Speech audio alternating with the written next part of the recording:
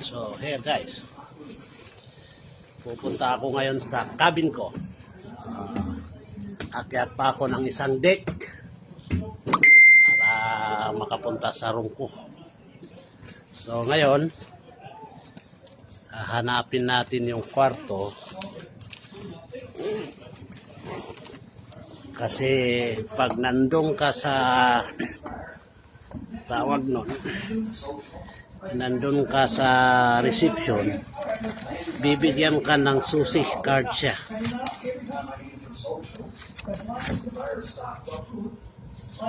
You might not be here for that process, eh? I'm going to this one, ma'am. A3. Right up on the bed. Thank you, ma'am. Thank you.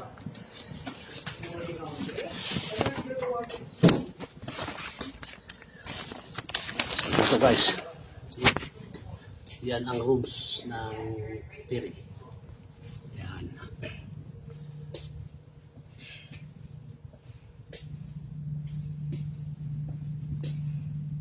Hanapin ko yung kwarto ko dahil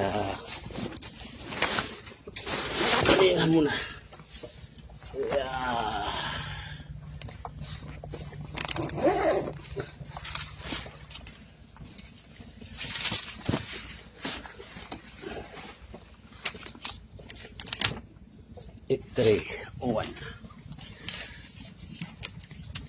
It301 tayo pare.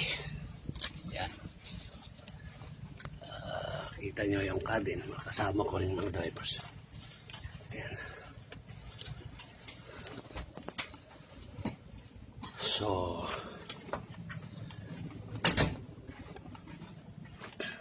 It301 to It303 siya.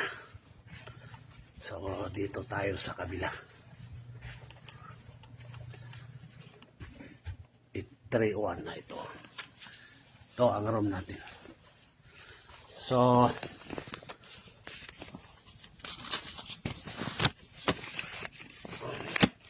yan guys. Ang susi ng room ito. Yan ang susi ng room. Ipasok mo lang siya. Tapos kapag yan nag-green na siya, pwede ka nang pumasok. So, see? Ito ang room ko. Yan. Yan, no, makikita nyo guys. Diyan. Pumapasok ang truck. Nagbo-board na mga yan.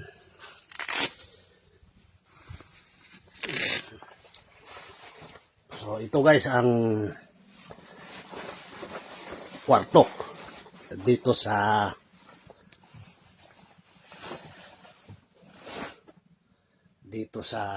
loob ng cabin.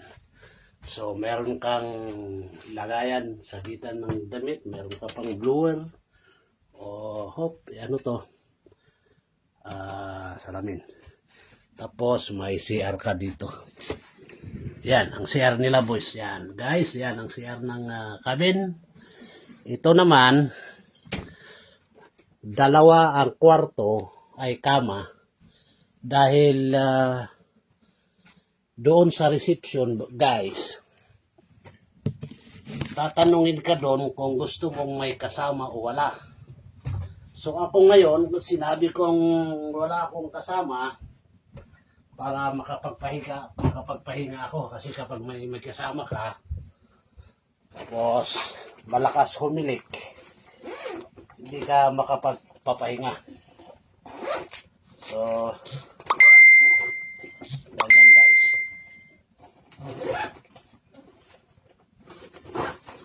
Yan. Ito. Papakita ko ngayon sa inyo dyan, nakikita nyo pumapasok ang mga truck.